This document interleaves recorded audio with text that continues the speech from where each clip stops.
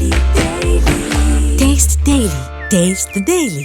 ತಿಥಿಯ ಪ್ರಕರಣಕ್ಕೆ ಸಂಬಂಧಪಟ್ಟಂತೆ ಪರಪ್ಪನ ಅಗ್ರಹಾರ ಠಾಣೆಯಲ್ಲಿ ನಟ ಧನ್ವೀರ್ರನ್ನ ಗ್ರಿಲ್ಗೆ ಒಳಪಡಿಸಲಾಗಿದೆ. ಅಂದ್ರೆ ವಿಚಾರಣೆ ಮಾಡ್ತಿದ್ದಾರೆ ಪೊಲೀಸರು.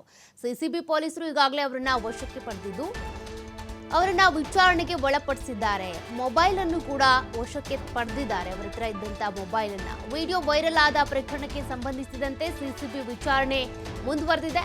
ನಟ ಧನ್ವೀರ್ ವಿರುದ್ಧ ದೂರು ದಾಖಲಾಗಿರುವ ಹಿನ್ನೆಲೆ ನಟನ ವಿಚಾರಣೆ ನಡೆಸ್ತಾ ಇದ್ದಾರೆ ಸಿಸಿಬಿ ಪೊಲೀಸರು. ಪೊಲೀಸ್ ಠಾಣೆಗೆ ಆಗಮಿಸಿದಂತ ಧನ್ವೀರ್ ಪರ ವಕೀಲರ ಜೊತೆಗಿರುವ ಆರೋಪಿ ದರ್ಶನ್ ಮ್ಯಾನೇಜರ್, ಪೊಲೀಸ್ ಠಾಣೆಯ ಮುಂಭಾಗ ಧನ್ವೀರ್ ಆಪ್ತರು ಕೂಡ ಹಾಜರಾಗಿದ್ದಾರೆ. ಈಗಾಗಲೇ ರಾಜಾತಿಥ್ಯ ವಿಡಿಯೋಗಳು ವೈರಲ್ ಆಗ್ತಾ ಇದ್ವು. ಅದಕ್ಕೆ ಸಂಬಂಧಪಟ್ಟಂತೆ ಇವರೇ ವಿಡಿಯೋ ಮಾಡಿರಬಹುದು, ಚಿತ್ರೀಕರಿಸಿರಬಹುದು ಅನ್ನುವಂಥ ಆರೋಪದ ಮೇಲೆ ಅವರನ್ನ ಕರೆಸಿ ಪೊಲೀಸರು ವಿಚಾರಣೆ ನಡೆಸ್ತಾ ಇರೋದು. ಸಿಸಿಬಿ ಪೊಲೀಸರಿಗೆ ಕರೆಸ್ಕೊಂಡಿದ್ದಾರೆ. ಜೊತೆಗೆ ಅವರ ಮೊಬೈಲನ್ನು ಕೂಡ ವಶಕ್ಕೆ ತೆಗೆದುಕೊಂಡಿದ್ದಾರೆ. ಮೊಬೈಲ್ನಲ್ಲಿ ವಿಡಿಯೋ ಇಲ್ಲ ಅನ್ನೋದು ಗೊತ್ತಾಗಿದೆ. ಆದರೆ ವಿಡಿಯೋ ಈ ಮುಂಚೆ ಡಿಲೀಟ್ ಆಗಿದೆಯಾ, ಅದಕ್ಕೆ ಸಂಬಂಧಪಟ್ಟಂತೆ ಮಾಹಿತಿ ಸಿಗಬೇಕು ಅಂದರೆ ವಿಧಿವಿಧಾನ ತಜ್ಞರೇನಿದ್ದಾರೆ ರಿಪೋರ್ಟನ್ನು ಕೊಡಬೇಕಾಗುತ್ತೆ. ಹೀಗಾಗಿ ಮೊಬೈಲನ್ನು ವಶಕ್ಕೆ ಪಡೆದಿದ್ದಾರೆ. ಜೊತೆಗೆ ಧನ್ವೀರ್ ಪರ ವಕೀಲರು ಕೂಡ ಅಲ್ಲಿ ಠಾಣೆ ಮುಂದೆ ಬಂದಿದ್ದಾರೆ ಅನ್ನೋದು ಗೊತ್ತಾಗ್ತಾ ಇದೆ.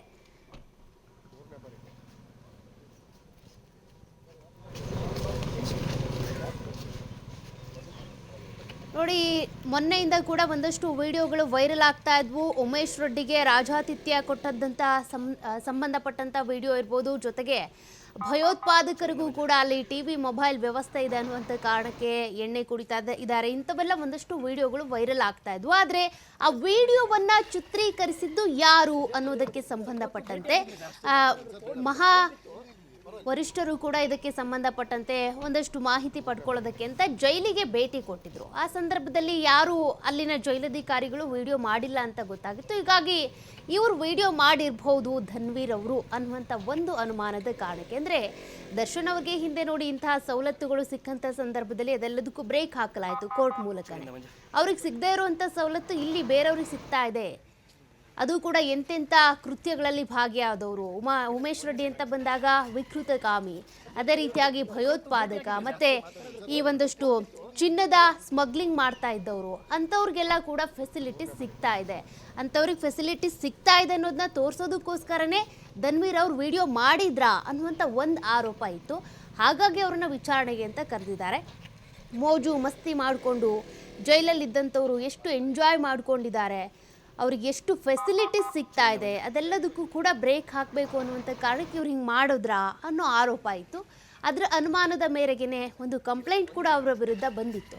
ಹೀಗಾಗಿ ನಟ ಧನ್ವೀರ್ ಅವ್ರನ್ನ, ಅಂದರೆ ದರ್ಶನ್ ಅವರಿಗೆ ಆಪ್ತರು ಹೌದು, ನಟನೂ ಹೌದು, ಅವರನ್ನು ಈಗ ಪೊಲೀಸರು ವಶಕ್ಕೆ ಪಡೆದು ವಿಚಾರಣೆ ನಡೆಸ್ತಿದ್ದಾರೆ. ಮತ್ತಷ್ಟು ಡೀಟೇಲ್ಸ್ ಕೊಡ್ತಾರೆ ಪ್ರತಿನಿಧಿ ಸಂತೋಷ್ ಪಟೇಲ್. ಸಂತೋಷ್, ಈಗಾಗಲೇ ಹಿಂದೆ ದರ್ಶನ್ ಅವ್ರಿಗೆ ಫೆಸಿಲಿಟೀಸ್ ಸಿಕ್ಕಂಥ ಸಂದರ್ಭದಲ್ಲಿ ಕೋರ್ಟ್ ಮೂಲಕನೇ ಬ್ರೇಕ್ ಬಿದ್ದಿತ್ತು. ಅವ್ರಿಗೆ ಸಿಗದೆ ಇರುವಂಥ ಫೆಸಿಲಿಟೀಸು ಬೇರೆಯವ್ರಿಗೆ ಸಿಗ್ತಾ ಇದೆ ಅನ್ನುವಂಥ ಕಾರಣಕ್ಕೆ ಧನ್ವೀರ್ ವಿಡಿಯೋ ಮಾಡಿದ್ದಾರೆ ಅನ್ನೋ ಒಂದು ಆರೋಪ ಇದೆ.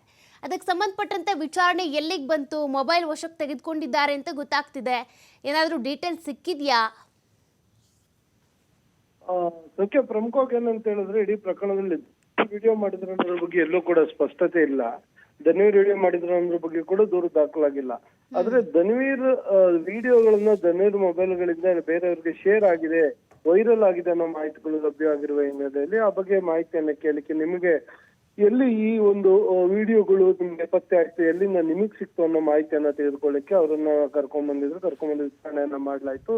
ಸಿಸಿಬಿ ಕೇಂದ್ರ ಕಚೇರಿಯಲ್ಲಿ ಮೊದಲು ವಿಚಾರಣೆ ಮಾಡಿದ ಬಳಿಕ ಇದಕ್ಕೆ ಸಂಬಂಧಪಟ್ಟಾಗೆ, ಅಂದ್ರೆ ವಿಡಿಯೋಗಳು ಏನು ವೈರಲ್ ಆಗಿತ್ತು ಜೈಲಿನಲ್ಲಿರುವಂತದ್ದು, ಅದಕ್ಕೆ ಸಂಬಂಧಪಟ್ಟಾಗಿ ಪರಪ್ಪನಗರ್ನಲ್ಲಿ ಒಂದು ಪ್ರಕರಣ ದಾಖಲಾಗಿತ್ತು. ಹೀಗಾಗಿ ಅಲ್ಲಿಗೆ ಅವರ ಹೆಚ್ಚಿನ ಮಾಹಿತಿಯನ್ನ ಪಡ್ಕೊಳ್ಳಿಕ್ಕೆ ಅಲ್ಲಿಗೆ ಅವ್ರನ್ನ ಕರ್ಕೊಂಡು ಹೋಗಿದ್ರು ಅನ್ನೋ ಮಾಹಿತಿ ಲಭ್ಯವಾಗಿರುವಂತದ್ದು. ಅಂದ್ರೆ ಏನಪ್ಪ, ಸಿಸಿಬಿ ಅಧಿಕಾರಿಗಳು ಇಲ್ಲಿ ವಿಚಾರಣೆ ಮಾಡಿ ಬಿಟ್ಟ ಬಳಿಕ ಏನು ಅಲ್ಲಿನ ಪರಪ್ಪ ಅಗ್ರಹಾರ ಪೊಲೀಸರು ಅವ್ರಿಗೆ ಕರೆದು ಇದಕ್ಕೆ ಸಂಬಂಧಪಟ್ಟ ಹಾಗೆ ವಿಡಿಯೋಗಳು ರಿಲೀಸ್ ಆದ ಬಗ್ಗೆ ನಿಮ್ಮ ಹತ್ರ ಏನು ಮಾಹಿತಿ ಇದೆ ಅನ್ನೋದ್ರ ಬಗ್ಗೆ ವಿಚಾರಣೆಗೋಸ್ಕರ ಅವ್ರನ್ನ ಕ್ವಶನಿಂಗ್ ಮಾಡ್ಲಿಕ್ಕೆ ಕರೆದಿರ್ತಾರೆ.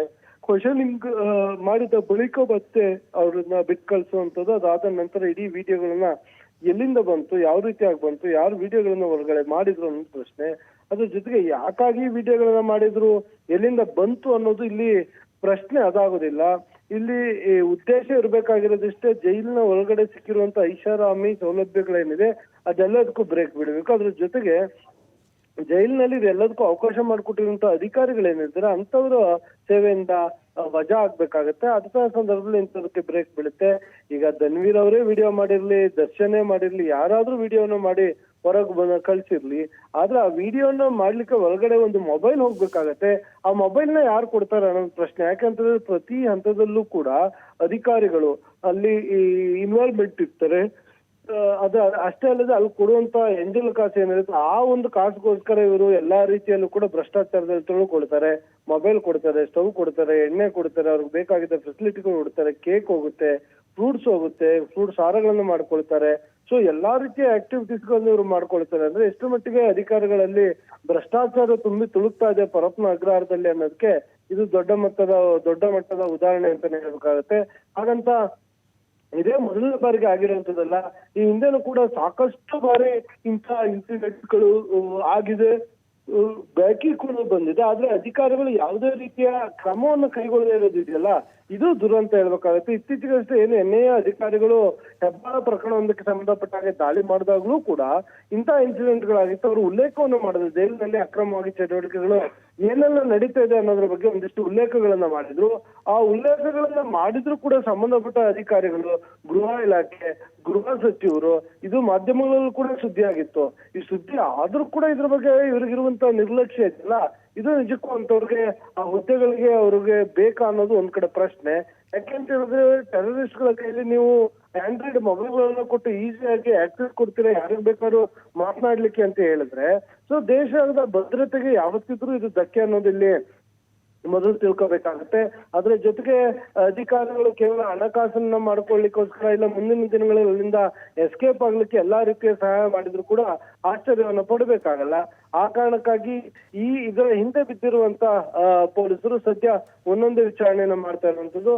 ಸದ್ಯ ಕೆಲವು ವಿಡಿಯೋಗಳು ವೈರಲ್ ಆಗಿದ್ದು ಧನ್ವೀರ್ ಅವರಿಂದ. ಧನ್ವೀರ್ಗೆ ಎಲ್ಲಿಂದ ಬಂತು ಅನ್ನೋದ್ರ ಬಗ್ಗೆ ಈಗಾಗ್ಲೇ ಪೊಲೀಸ್ ಅಧಿಕಾರಿಗಳು ಮಾಹಿತಿಯನ್ನ ಕಲೆ ಹಾಕ್ಬೇಕಾಗಿದೆ. ಈ ಕಾರಣಕ್ಕಾಗಿ ಅವರ ಮೊಬೈಲ್ ಅನ್ನು ಕೂಡ ತೆಗೆದುಕೊಂಡು ಅದನ್ನ ರಿಟ್ರೀವ್ ಮಾಡಬಹುದು. ಅವರ ಬಳಿ ಮಾಹಿತಿಯನ್ನು ಕೇಳ್ಕೊಳ್ಳುವಂತ ಸಾಧ್ಯತೆಗಳಿರುವಂತದ್ದು. ಸದ್ಯ ಧನ್ವೀರ್ ಪರಪ್ಪನ ಅಗ್ರಹಾರ ಪೊಲೀಸ್ ಠಾಣೆ ಏನಿದೆ ಅಲ್ಲಿ ಪೊಲೀಸರ ಮುಂದೆ ವಿಚಾರಣೆಯನ್ನು ಎದುರಿಸ್ತಾ ಇರುವಂತದ್ದು. ಸೌಖ್ಯ.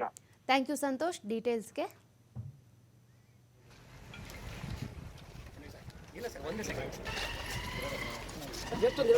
ಇವತ್ತು ಭೇಟಿ ಆಗಿದ್ದೀರಿ ಸರ್.